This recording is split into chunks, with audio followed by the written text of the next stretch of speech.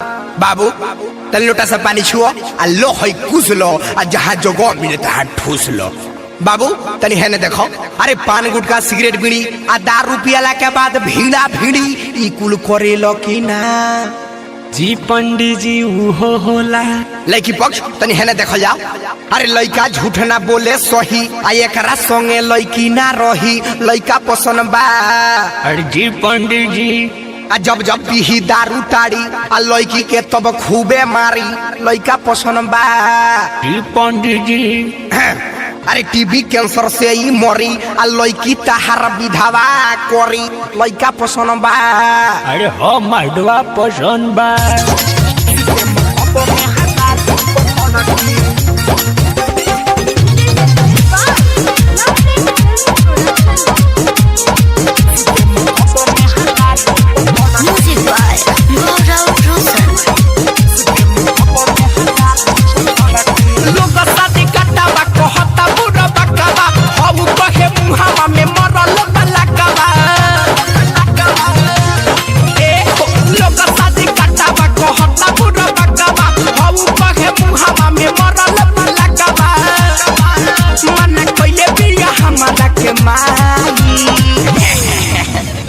बाबू बाई दूध दूध अरे हाथ होने तोर मुंह बसाता।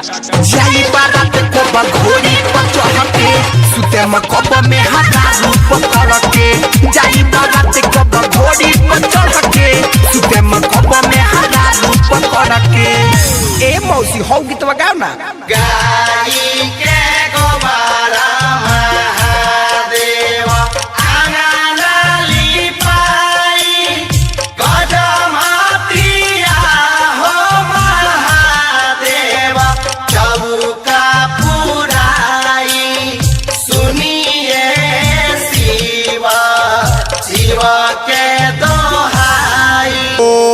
ओम सटा सटंतम पटा पटंतम आँख मरंतम हाथे हिलंतम, ई गुणकुल तहरा में बा। जी पंडित जी अरे यार कहाँ बा डीजे वाला रे, तन डीजे बजा तो।